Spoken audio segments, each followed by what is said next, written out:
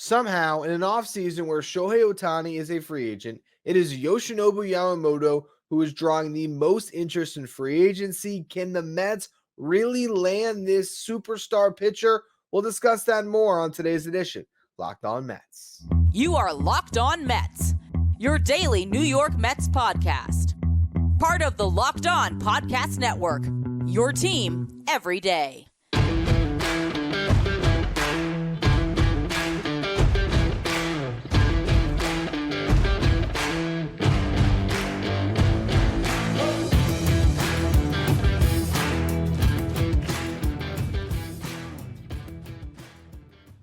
Hello to all you amazing Mets fans. You're watching Locked On Mets, part of the Locked On Podcast Network, your team every day. I'm your host, Ryan Finkelstein. If you want to find any of my work, follow me on X at Finkelstein Ryan. You also find some of my writing at justbaseball.com, where I work as the managing editor. Today's episode is brought to you by FanDuel. Make every moment more. Right now, new customers get $150 in bonus bets with any winning $5 moneyline bet. That's $150 if your team wins. Visit FanDuel.com/lockedon to get started. Now, I spent a lot of time this offseason discussing Yoshinobu Yamamoto. This is a signing that could be huge for the New York Mets, but they're not the only team that's interested. And his agent spoke to the Japanese media on Wednesday and said some things that for a split second, we thought it was a great sign pointing Yamamoto to the Mets, because a lot of people ran with this quote saying that Yamamoto wants to play with another Japanese player. So everyone started looking around the league. If you're a Mets fan, you thought, you want to play with another Japanese player? We got Kodai Senga. Does that mean the Mets have an edge? What really was said by the agent, though, is just that he has no issue sharing the spotlight with another Japanese player, which really changes things a lot. And if you actually look at all the quotes, pretty much what his agent did in this interview is he looked at the market and said, this is wide open. We're going to keep this thing wide open. We're getting widespread interest. He said he's never seen interest like this in a free agent. This is a once in a decade type guy. Once in every 10 and 15 years, you have a free agent that's going to be this coveted. He said there's no geographic preferences. He said that over 10 teams have reached out. And then he said that part about the no issue sharing the spotlight with another Japanese player. That's what was said. So it doesn't mean, oh, he signed with the Mets because of Senga, although that could ultimately prove to be the case. Rather, it's just, hey, we know that a lot of teams in baseball are bidding on this guy, and we want to make sure that everyone feels confident that they have a chance to land Yoshinobu Yamamoto. That's what these comments really were. No geographic concerns. Now, he might actually have some. He might want to, be in New York. That could absolutely be the case. He might want to be in a big city. He might want to be on the West Coast. He might want to be on the East Coast. But at this time in particular, no reason to make that known, because you have a team with the Detroit Tigers that are reportedly interested. And I would be absolutely stunned if the Tigers pulled off this signing. They did just get Miguel Cabrera off their books, so they have money to spend. Yeah, they could put a really competitive offer on the table for Yoshinobu Yamamoto. And hey, it's a good ballpark to pitch in. But could we actually see him going to the Tigers? I don't believe so yet. Do you want the Tigers to think that they don't have a chance? Or do you want the Tigers to submit a ridiculous 9 to 10 year offer that you can then take to the team that Yamamoto might actually want to pitch for? So, well, we got 10 years and $300 million from the Detroit Tigers. So what do you want to do for us? Can you get to that number? And those teams might not be able to get there, but they say, well, we'll give you 9 years and an opt-out after the 4th year, and bing, bang, boom. Yamamoto still ends up in a big market, still ends up where he was maybe preferring geographically for a team that can help him win all the things we've talked about, but play the market to get the most money. So while, again, there was a lot of thought when these comments came out that, oh, the Mets have Senga, they got the inside track, that's not really the case. This is keep things as wide open as possible and let the market come to them, and come to them at a very, very high asking price, because if you have 10 teams bidding on a guy, I mean, it can get crazy. It can get absolutely crazy. Originally, I said that Yoshinobu Yamamoto, I predicted this in an article for justbaseball.com, and I spoke about it on this show. The contract that I laid out was a 8-year, $218 million deal. And I found that number looking at precedents, looking at Tanaka's contract with the Yankees, factoring in like general inflation for this being 10 years later, looking at what Senga made and the structure of his contract and trying to find a similar structure for Yamamoto. And where I got to was, again, $218 million. It was $26 million per year with a $10 million signing bonus. And I thought that was maybe even richer than some people were saying at the time. But as this market has continued to develop, I'd be shocked at this point if he didn't get $200 million. I think he's going to exceed that. And the crazy thing is, there's only been 6 pitchers who've ever cleared $200 million. It never happened for a pitcher coming over from the NPB. Just in general, in MLB history, only 6 times. Garrett Cole, $324 million. Only other guy ever to get past 250, mind you. Steven Strasburg, 245. David Price, 217. Clayton Kershaw, 215. Max Scherzer, 210. Zach Greinke, 206.5. All those guys, Price, Kershaw, Scherzer, Greinke. If I'm not mistaken, I didn't check, but I'm pretty sure all Cy Youngs. Like, did David Price have a Cy Young? I think so. He might not have. I know Kershaw, Scherzer, for sure. Greinke, I'm 95% sure. Garrett Cole, absolutely. Strasburg, I do not believe he had a Cy Young, but he just won a World Series MVP. So it was very special circumstances that got him that contract. To clear $200 million is crazy. And I think we all expect it. The fact is, with this many teams bidding on him, I'm almost expecting him to clear 250 now, which is where things get even more nuts. And one more note from the agent. Apparently, he said that Yamamoto is going to come back to the U.S. after the winter meeting. So don't expect this thing to be resolved anytime soon. Instead, I imagine the hope on their side is Shohei Ohtani gets a deal done either before or during the winter meetings. And then that would conceivably make Yamamoto the top free agent on the market, where all these teams are going to bid on his services. And they're going to try to push that price higher and higher and higher, get as many years as possible, set a record by a landslide in this contract. And again, because there's so many teams bidding, there's a really good chance that they can get exactly what they want in this market. And that's going to be an exorbitant price tag. So I want to go through the other teams that are in the running here that have been linked to him, and how this market could continue to develop around him. How many years he might get. We'll talk about all that stuff in just a minute. Before we do, today's episode is brought to you by FanDuel. Score this NFL season with FanDuel, America's #1 sportsbook. Right now, new customers get $150 in bonus bets with any winning $5 moneyline bet. That's $150 if your team wins.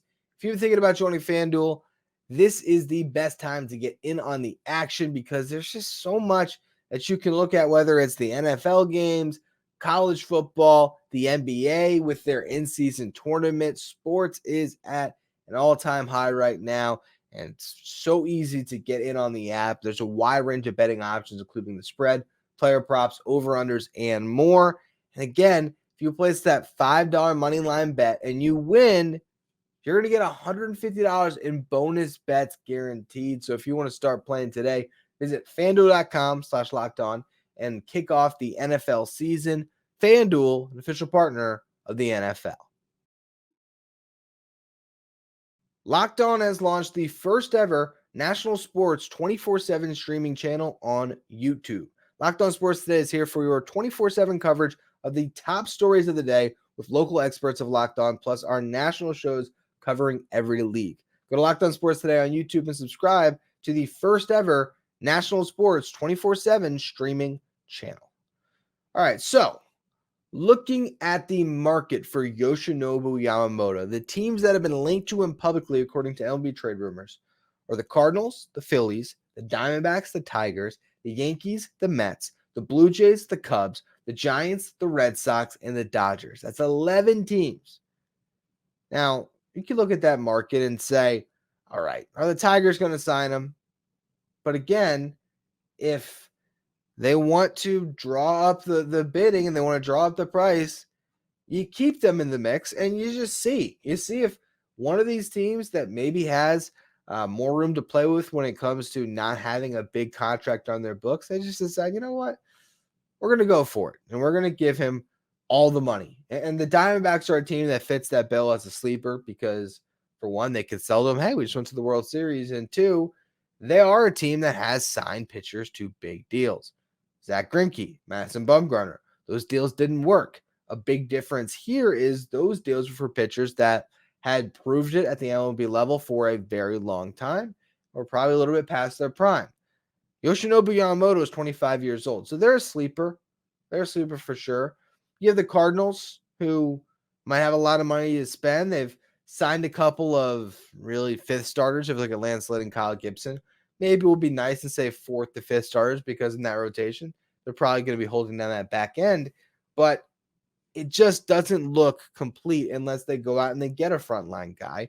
Yamamoto could be that guy. Lars Nootbaar was seen playing golf with Yamamoto. They both played on the national team that won gold in the World Baseball Classic. So, yeah, maybe that's the move, right? Maybe he goes to the Cardinals and they have a lot of money to spend. Even with that, I still don't see it. Say what you want about the geographic preferences. They say he doesn't have any. These guys typically go to the big market teams. So I'd be surprised if it was Arizona. I'd be surprised if it was Detroit. I'd be surprised if it was St. Louis. In some respects, I'd still be surprised if it was the Phillies. They're apparently in, but the idea that they would, pair him with Wheeler and Nola, as great as that would be, I just can't see them signing him after signing Nola. I don't care how many reports say they're still in. I just don't believe it to be the case unless they're just ready to walk away from Zach Wheeler after this season. They're going to play one more year out, and then they have Yamamoto and Nola, and they'll wave goodbye to Wheeler. That's the only way I could see it working. They have so much money on the books. I just don't know, how high into the luxury tax is John Middleton willing to go. I don't know. So for them, I'm not as concerned. Really narrowing down the candidates to me. Yankees, Red Sox, Cubs, Dodgers, Mets, Giants. Those are the 6 teams that I feel like have the ability to really outbid the market. And that is one of my 4 things that I think are going to really come into play here for Yoshinobu Yamamoto. It's the ability to outbid the market. But we'll go with my first one, which is a chance to get acclimated quick, become a star. Teams that can help him make that transition. And I think the Mets have an edge because of Kodai Senga in that regard. But the Yankees can point to Tanaka. So I think they're right there in that sort of dual effect of one, being able to help them get acclimated, having that experience, and two, if he acclimates quickly, chance to become a star. Playing in New York's going to do that for him. So I think that's sort of the number one thing. The second one, chance to win. Maybe the Yankees, because of their pedigree as a franchise, still hold some weight. But then again, if you look at their franchise since 2009, hasn't been too good. It's still been winning seasons, but as far as ultimate playoff success, hasn't been there. Again, they can still point to how many times they've made the playoffs and the fact that there will definitely be a chance to win there. The Dodgers, they're in the playoffs every single season. So I think they'd also give him, that chance to win. When it comes to getting acclimated, like the Dodgers, the Giants are teams that have had success with their pitchers of recent years. And the Mets with Senga, fit into that bill as well. Comes to the big market. Again, Yankees, Mets, already mentioned it. Dodgers also factor in there. And then the biggest one, again, is the willing to outbid the market, as I already alluded to. That's the thing that is ultimately going to decide this thing. Whoever gives him the biggest offer is probably going to get him. Now, if that offer comes from the Detroit Tigers, you might see him end up on a different team with a similar offer. He might use that offer to get a better offer or to get the same offer from another club or something slightly less to the team that he desires. But that ability to outbid the market is massive. And I think that's where the Giants are an interesting team, because if they don't get Shohei Ohtani, then they're going to have a ton of money to spend. And they've been throwing big contracts in front of free agents for some time now and keep striking out. So maybe this is their guy. The Dodgers, the same thing. If they miss out on Yamamoto, a lot of money, or excuse me, if they miss out on Ohtani, a lot of money would open up for Yamamoto. So I think that's why they're waiting until after the winter meetings, hoping that Ohtani clears. Hey, maybe even Blake Snell clears. There's so many teams interested that if a couple end up falling off because, let's just say the Dodgers are one of the teams, but they sign Ohtani and they're like, we're not going to, spend for both of these guys. Although there's been some reports that they might do that. But let's just say in this hypothetical, he goes to the Dodgers and it takes the Dodgers off the board. And let's say Blake Snell ends up signing with the Giants. They just go crazy. They miss out on Ohtani, and they just are seeing too much competition for Yamamoto. They want to get somebody, so they sign Blake Snell. They know he wants to be on the West Coast. Well, at that point, there's still, based on all these teams rumored, 9 teams interested. You can still draw a bidding. So it makes sense that this thing's going to take a while. And again, I still hold pretty firm that the Yankees, the Red Sox, the Cubs, the Dodgers, the Mets, like those are the big market teams that you would think would land him. And the Giants just have so much money to spend that they would be the team that I could see saying, we'll give you 10 years. Screw it. 10 years, $300 million. They might just be that team to outbid. And hey, if you do to that extent, maybe you get them. But this is a very, very interesting marketplace for Yoshinobu Yamamoto with so many teams that are really in it here and want him. So that widespread interest tells you something. It speaks to a pitcher that I think everyone believes has a very high floor, and even, well, obviously the ceiling's higher than the floor, but a really high ceiling as well to be one of the top 5 to 10 pitchers in baseball. That's how good he can be, and probably in short order. But there's still questions about getting there. There's still an acclimation process. And to give a guy 9 years on an MLB contract before he's thrown a pitch in Major League Baseball, it's a massive risk. So what we're going to discuss next is the risk worth it? How far should the Mets be willing to go to get Yoshinobu Yamamoto? I'll discuss it all in a minute. First, though, another word from our sponsors.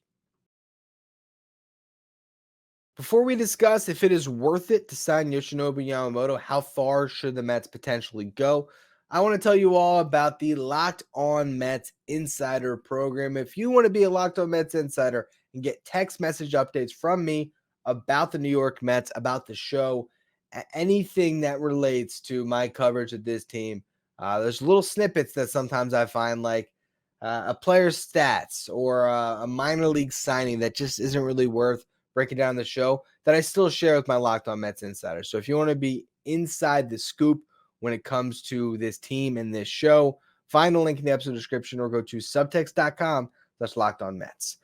All right, so let's get to this contract and whether it will be worth it. To me, first thing, 9 years. That's a question. It's a big question. Should the Mets go to that extent? Dangerous. It's dangerous, but at the same time, if you're comfortable at 8, I don't know why you wouldn't be comfortable at 9. To me, the big thing, if you give this guy a 9-year deal, is that opt-out better not come until after the 4th season. You want the age 20 years of Yoshinobu Yamamoto. He turned 25 in August, so that means that if he did have a contract that was a 9-year deal with an opt-out after year 4 would be his age 28 season. He would turn 29 in August and then hit free agency before his 30th birthday and be able to cash in potentially even bigger than he did right now. If he ends up showing to be the best pitcher in baseball, which is saying a lot, but it's not outside their own possibilities, okay, well, then you have that opt-out to hit the market again. But if you're going to give him 9 years, that opt-out better not come after year 3. You need to have at least 4 years of control in this guy to really enjoy at least a decent window with him being your ace, at least having a 4-year run.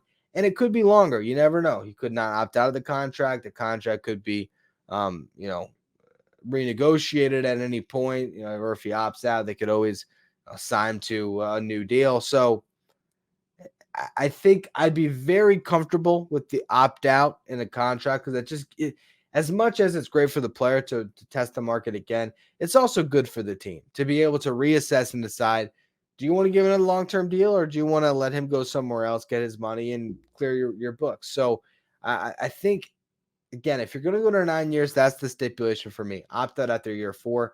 And then you look at the money. The list of guys who are making over $30 million per year right now, it's Justin Verlander and Max Scherzer. Thank you, New York Mets, for giving him $43 million per season in these deals. Jacob deGrom got to the Rangers and is making over $30 million per. Garrett Cole and Steven Strasburg. That's the list. And you look at those guys. What do a lot of them have in common? Scherzer, Verlander, deGrom, guys that have been on a Hall of Fame track. Garrett Cole, fringe also, honestly. He finally got the Cy Young Awards. That's good. Strasburg was coming off the World Series MVP. So all those guys are really deserving of the money they're getting paid, and they're deserving based on showing up in the big moments for a major league team. Yamamoto, you're signing now blind when it comes to his MLB transition. And it's not to say that I'm skeptical of him. I think he's going to be a great pitcher. But I will say, a guy that lives in the strike zone as much as Yoshinobu Yamamoto, there could be a learning curve, and you never know if it's going to blow up in your face. And if that contract blows up in your face and it's a 9-year deal, it's very risky. Now, the other aspect is how much money. If he's making $30 million per and it's an 8-year deal, you're right on the doorstep of $250 million. If he gets a 9th year, that's how he's going to get over $250 million. Just the question is, how much is that 9-year contract? How big is it? How much money is he making per season? I think, to me, the line should be $30 million. If this guy ends up making $35 million because this market is crazy, I just wouldn't believe it unless it was a really short-term deal, like a 3-year deal where he's making an insane amount of money. He just wants to be able to test free agency again. But if he signs a 9-year deal or a 7-year deal or an 8-year deal, whatever it is, to me, if it's exceeding $30 million, that's a no-go. Overall, though, do I think that this guy is worth the risk? Absolutely, I do. Okay. I can go back here to an article I wrote for Just Baseball, September 7th. The 5 things the Mets must do to become a contender in 2024. I did a full podcast on this as well. The first one, step 1, was hire David Stearns as the president of baseball operations. Check. That's done. Step 2, I said extend Pete Alonso. At this point, I don't know if that's going to happen. And honestly, if it did, it's probably step 5. It's probably further down the list because I think it's going to take time to hammer something out. It could be a Lindor type extension, happens in spring training. I just don't think that it's going to happen anytime, conceivably soon here. My step 3 was sign Yoshinobu Yamamoto. And again, this is early September, but I had no idea that the contract would get to this length, that there'd be this many teams that were going in on him. So it's going to be interesting. It's going to be very interesting to see how his market continues to unfold and, where the Mets stand in all this. Because, yes, I think that they should be fully in on this. But there is a line. And if some team's going to give this guy 10 years, even 9 years to me is so cringy.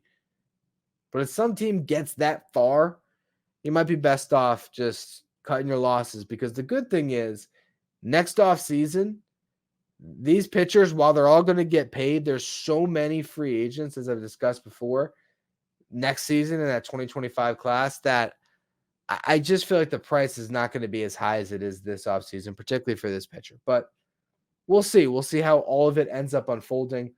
For now, though, that's going to be all for today's edition of Locked On Mets. Hope all of you, if you're having some Black Friday shopping fun and tuning into this, hope that you're being safe out there. Everything is going well. I'll be back on Monday with another edition of the show. Hopefully, some hot stove news can happen for the Mets. Maybe a signing. That'd be great. If you don't want to miss any of the action, make sure you follow, rate, and review wherever you get your podcast. Subscribe on YouTube. Become a Locked On Mets insider by finding the link in the episode description or going to subtext.com/LockedOnMets.